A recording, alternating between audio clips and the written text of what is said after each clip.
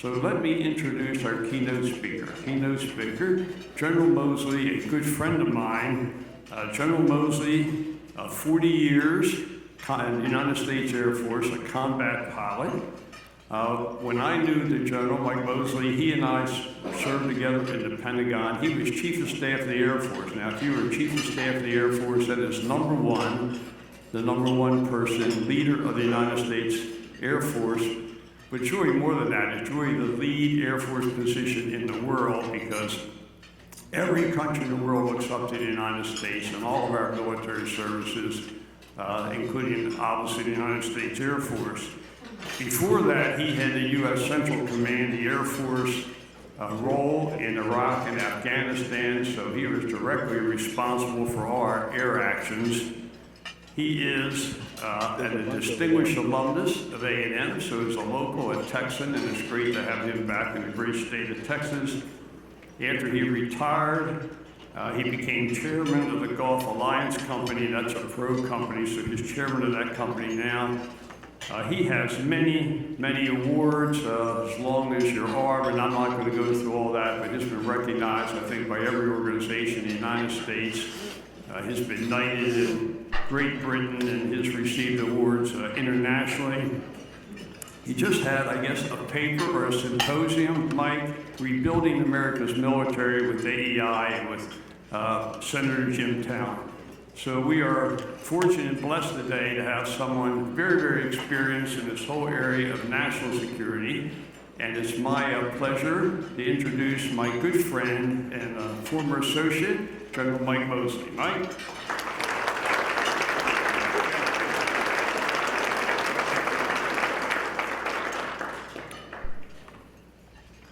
Secretary England, thank you for that warm welcome.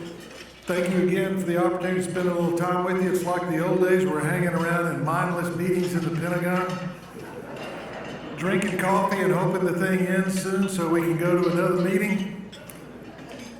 But General England, thank you for what you've done for this country, and thank you for what you continue to do.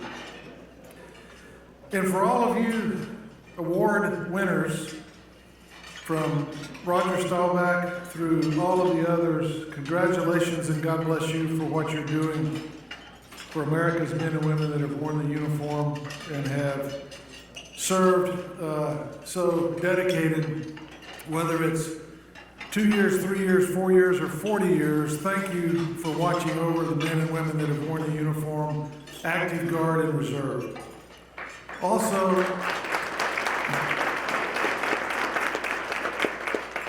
Also, for the sponsors and the companies, God bless you for doing this, and God bless you for being on top. Whether it's vehicles, whether it's tires, whether it's healthcare, thank you for doing that. A sidebar on those tires, 100 years ago this month, the first combat aviators in the United States, the first American combat aviators flew with the French Air Force in a squadron called the Lafayette Escadrille. It was going to be called the American Squadron, but the Germans complained, so it was changed to the Lafayette Escadrille, named after Lafayette. 100 years ago this month, that squadron formed, flew in Newport 11s against the Germans, and the tires on those airplanes were Michelin tires. But specifically here today, thank you all for taking time out of a busy day, out of a complicated day in the world that we're living in, to spend a little time today as we look forward to a panel and we look forward to thinking a little bit, and I would say thinking hard a little bit, to participate and to look at a series of challenges in the national security regime as well as the economic regime. So my task today, as I understand it from Meredith, is to set the stage, a little bit about national security, a little bit about economics, but I'm also going to weave in the notion about the men and women that have served in this country and why that is an emotional and a bit of a big deal for a guy like me, and to set the stage for a panel. And I think I've got 14 minutes to do it, so it's going to be quick. First, it's good to be home in Dallas. My wife and I grew up here. I was born in Methodist Hospital. This is home to me. And I'm thoroughly enjoying spending time here with all of you. Particularly, I'm thoroughly enjoying being a quick 180 miles north of the center of the known universe. That would be College Station in Texas A&M University. And thank you all for including my Gulf Alliance Perot colleagues, Colonel Matt Byrd and Mr. Wes Williams, both experienced airmen and graduates of the United States Air Force Academy. So we're all well represented here today. So in a few minutes, allow me to help set the stage for this panel and to offer a charge or two to you, because it's not just good enough to continue to ponder and cogitate problems. As an American fighter pilot, along with Admiral Walsh, we've learned to not just identify a problem, but to identify a solution set. So while we're going to talk about the issues and the challenges today, I'm going to give you a charge or two about a path to address these things. So I'll begin with a couple of admissions. First, I believe America represents the most exceptional and ongoing political and social experiment in governance in the history of civilization. I believe America is exceptional. And I believe, as did Puritan John Winthrop in about 1630, that America is in fact that shining city on the hill that all look at, want to emulate, and want to be a part of. And second, I believe with all of my heart that America is worth defending. I believe this experiment in governance and this democracy that we live in and that we evolve in and that we argue about, whichever side of the aisle you're on, it doesn't matter. Whatever your political position is, it doesn't matter.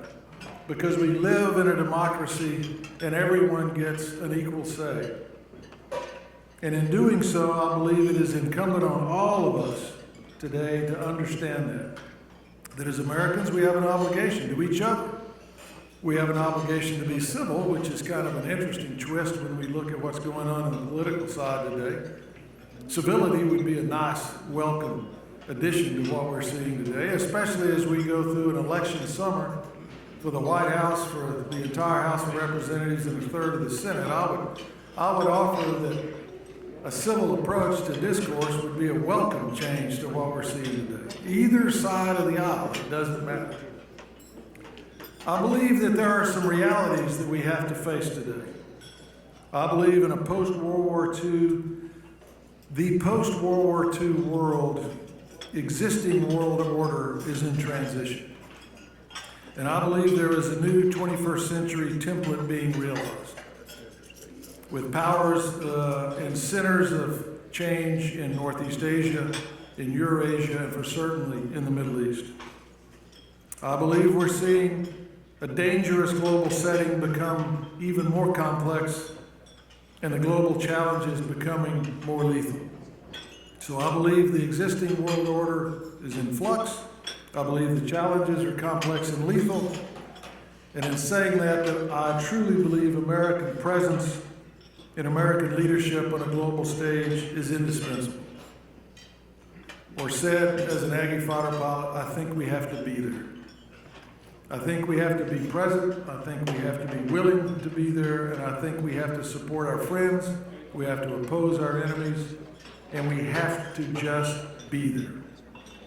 And in the middle of that, we're smack in the middle of an intersectional period in America, socially, politically, and economically, all while we're going through an election to determine the White House, the House, and the Senate. Now, with that comes an interesting set of challenges, but also with that comes an interesting set of opportunities. Again, it's not just good enough to cogitate problems. What is really interesting is to offer solutions. And at this juncture, please allow me to make another observation that I would suggest we do not live in a Mr. Rogers neighborhood on a global scale. I believe there are serious national security and economic issues and challenges out there to be dealt with. Serious.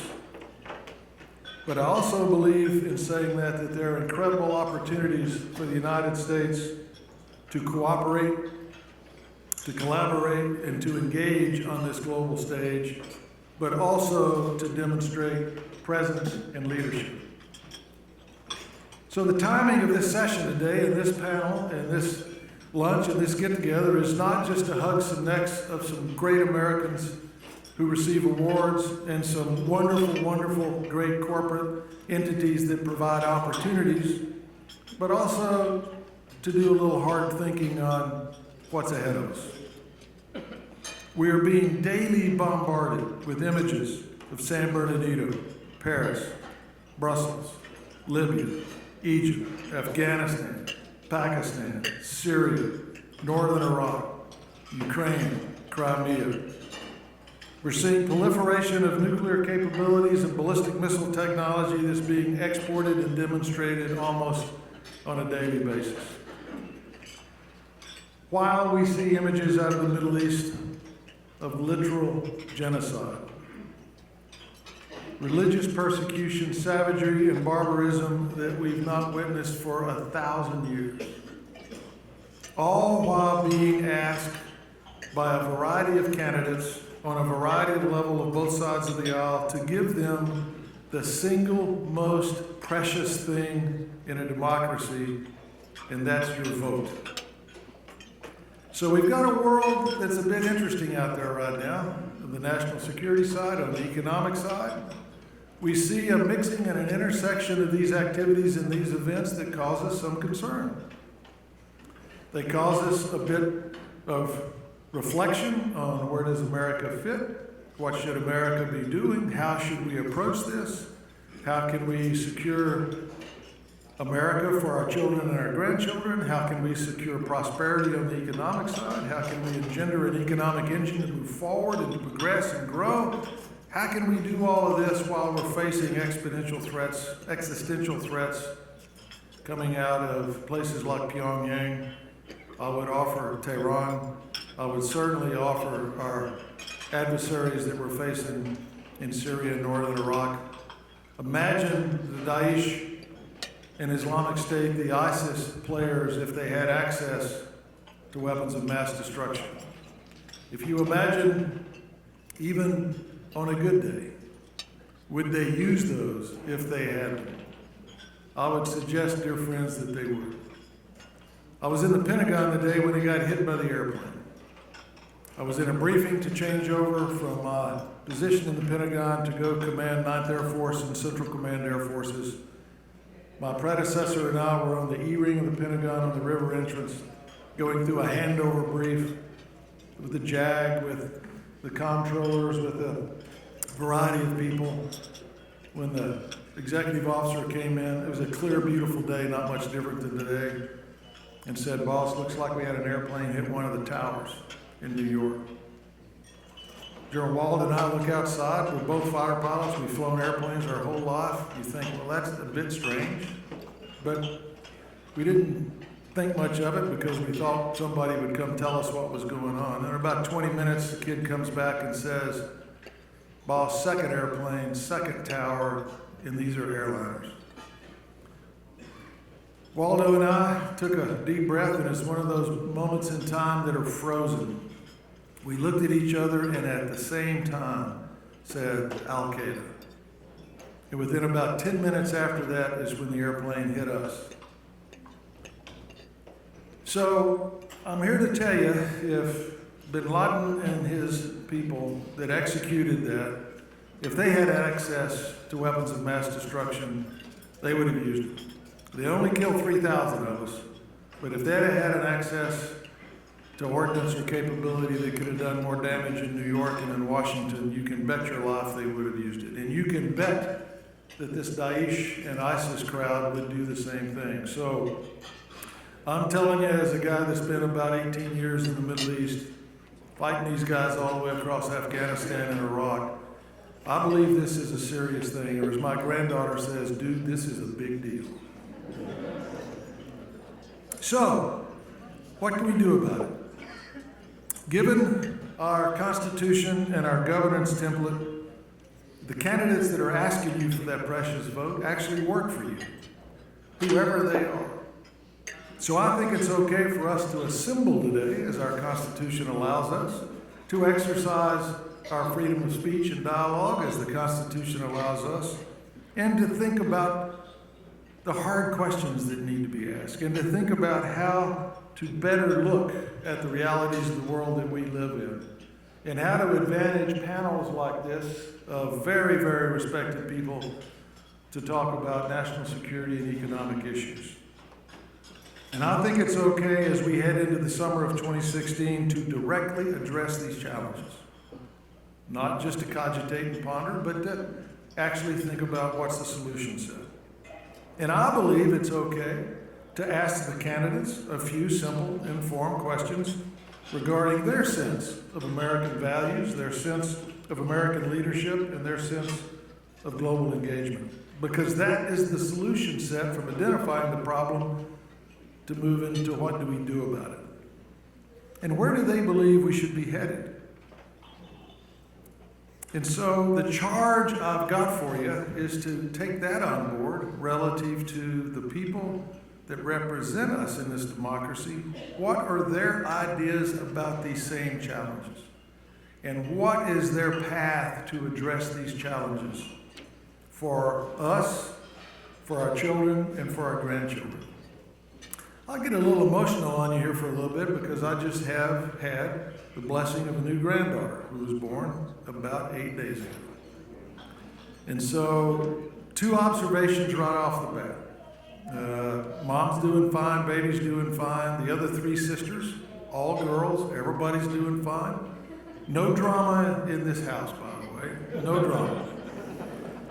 As I'm holding this newborn after she's been born about 12 hours, and everybody else has abandoned me. They left the grandfather to hold the baby. I'm looking at this baby thinking, have I done everything I can do to make sure your life is going to be the life you choose? Is your life going to be free of fear, free of threats, and as this country as safe as we can possibly make it? The other side of that is, if anyone does not believe in a God, they need to hold a newborn baby. So, the questions that I think are valid to ask relative to our families and our families' future are simple. Is the world today secure, and is it a stable place for our children and grandchildren to grow up and aspire to their dreams? If not, Mr. Candidate, what are your plans to address that challenge? With the national security and economic and social and educational trend lines taking us to a safer and more prosperous setting, domestically and internationally? If not, what are you going to do about it? Is the American economy currently running in full afterburner, domestically and globally? If not, what are your plans to get it back on track with growth, with participation, and more importantly, with opportunity for small business? Opportunity for small business to create, to develop, and over supper one night with your spouse to say, let's hire 2 more people. I would offer those 2 more people should be veterans, but that's just the topic that we're talking about today. But imagine a world where small business can grow, and small business can flourish, and more people can be hired. Another question, which I think is fairly simple, is the American military currently organized, trained, and equipped to dominate across the global strategic commons and operating domains? Can the American military do its job? The United States Navy, for decades, has defended this country at distance.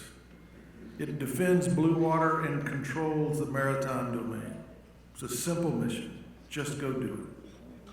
The United States Army dominates the land domain, with the United States Marine Corps as an adjunct to both the Navy and the Army. The United States Air Force is tasked to do several things. One is to dominate the air domain, 24 hours a day, 7 days a week on a global scale. Also, space. So, can the CNO of the Navy, the Commandant of the Marine Corps, the Chief of the Army, or the Chief of the Air Force, can they fulfill that mission today, 24 hours a day, 7 days a week, on a global scale, to dominate the commons and dominate the operating domains? It's a simple question. It's yes or no. If the answer is no, Mr. Candidate, what are we going to do about this? What are we going to do to address technological modernization? What are we going to do to address recapitalization after 25 years of combat? Some people say 14. They forget the 12 years before that we spent being shot at in no-fly zones in northern Iraq and southern Iraq. The first fighter wing deployed in August of 1990. And the aviation elements of the Navy and the Marines and the United States Air Force has not come home since August of 1990. So we're into the 26th year of solid combat. So how about recapitalization? How about the operational pieces, the manpower, the resourcing shortfalls, or the proliferations of ordnance and capabilities out there that are very lethal and widespread and available on the global market, that affect air, space, maritime, land, and of course, cyber. Can the American economic, diplomatic, political, and military elements of national power truly offer the next president the backstop options to persuade, to influence, to dissuade, to deter, or if that fails, unfortunately, when you have to fight?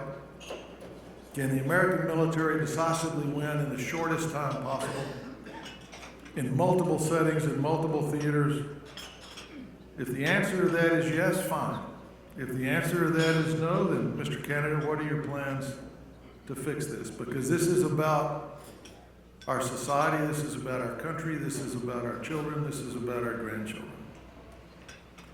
So I suggest these aren't rocket science questions. These aren't rocket science questions to consider in a setting like this. They're not rocket science questions to consider in other forum or to ask candidates. Because remember, the candidates are asking for your vote. And in a democracy, to me, that's kind of a big deal. So how then do we approach this? How then do we look at a little more detailed approach to this? There's lots of people out there offering lots of solutions. The American Enterprise Institute has done I think some really good work. It has anchored itself in the center of the political spectrum. It's trying not to be one polar opposite of the other. It's trying to get at a definition of the problems and solution sets. And I would offer to you, on their websites are available, they've got two good documents: Why American Leadership is Critical, and also Rebuilding the American Military. I would offer those to you for some light reading, to get a sense for the nature of the challenge and the problem. And they offer an interesting solution sets in there, a set of solutions. So now we've addressed the national security piece and the economic piece that Meredith asked me to do. So let's talk now a little bit about some people. And if you'll allow me to get a little emotional again as I close, let's reflect a little bit more on the men and women that are defending us this afternoon across a variety of distant and hostile locations. These are the heroes. They're out there right now. We are unbelievably comfortable enjoying each other's fellowship in probably, I believe, the greatest city on this planet, that being Dallas. And we're having a discussion about our futures and our families' futures. And we're able to do that because there's men and women out there at the edges of this defending us this very moment. Whether it's a U.S. Air Force fighter pilot strapped into a fighter ejection seat, directly engaging and taking Daesh and ISIS fighters off the board in northern Iraq, whether it's an American sailor aboard a U.S. warship launching aircraft into that same combat or cruise missiles, or whether it's an American soldier or Marine deployed forward in fighting vehicles or fighting positions on the forward edge of the battle area, all facing hostiles this very day. They're out there on watch defending us.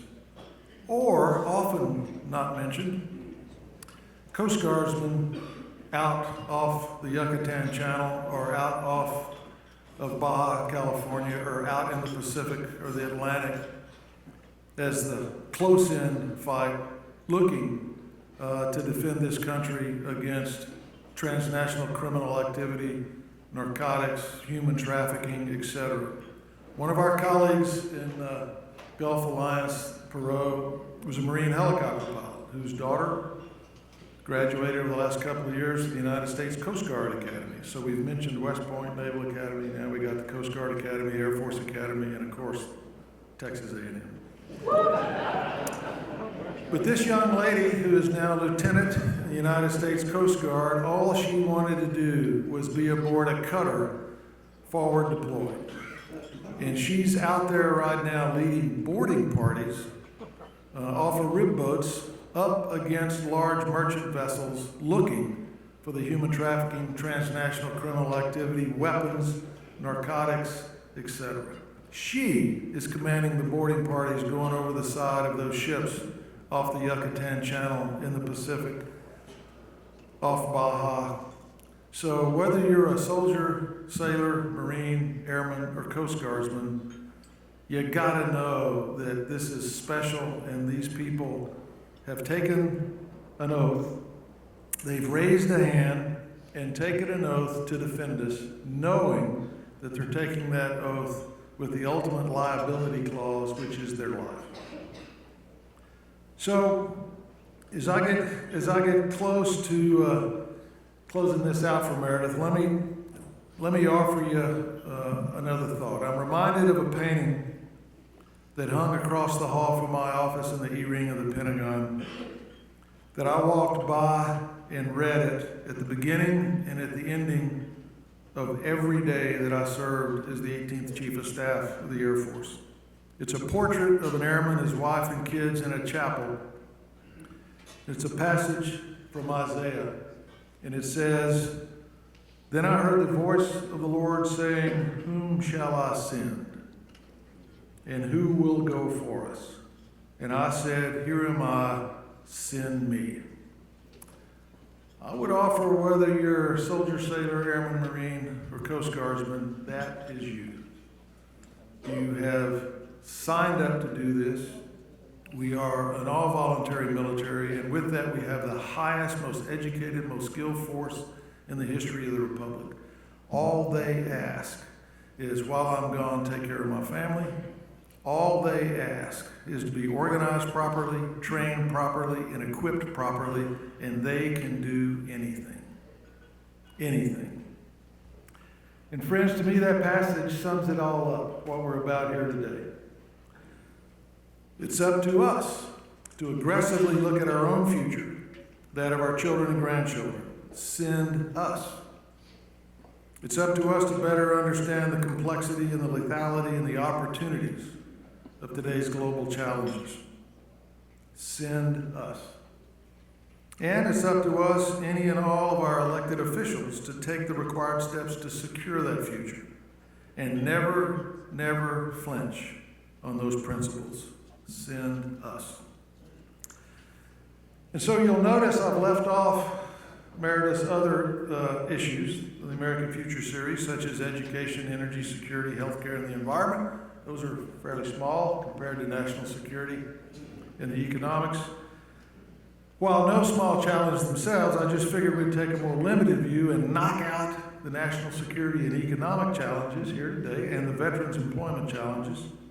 After all, we've got to about 140 to make that happen.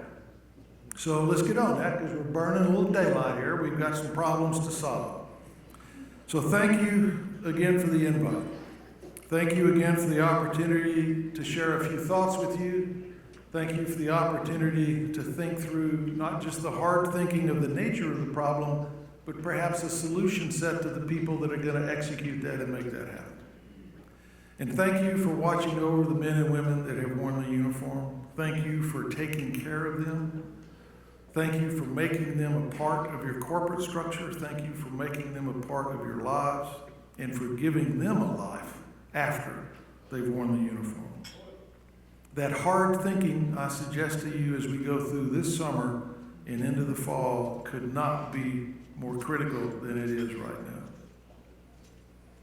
So, I think that's where the solution set is. I think that's where we go as we address the people that are going to lead this country for the next 4 years, 6 years, or 2 years. That's where we go to ask those non-rocket science questions about, if this is not working, what are your plans to fix it? Because this country is worth defending. The men and women that have served this country are worth taking care of. And out of all of that is the future we have for us, for our families, our children, our grandchildren, and their dreams and their aspirations. So thank you again for the chance to share those thoughts. God bless you. God bless your work for taking care of veterans, your families. God bless Texas, and God bless the United States of America. Thank you.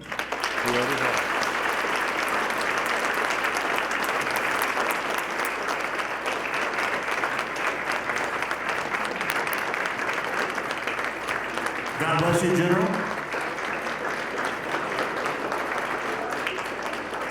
So while we're waiting for Tom to come up and our panelists, I just want to say a couple things where we're getting mics and that sort of thing. One is, I want to thank Meredith. When I asked her, we talked about this event and the topic, etc., she goes, I've got the perfect guy. And of course, she's always right. I think General Moseley was the perfect person to talk about these things. There's a certain brilliance, of course, associated with taking complicated things and simplifying them to actual real-world solutions, and I want to thank you for that. And I would argue that all of us would be honored to serve under someone like General Moseley. So thank you for your service, sir.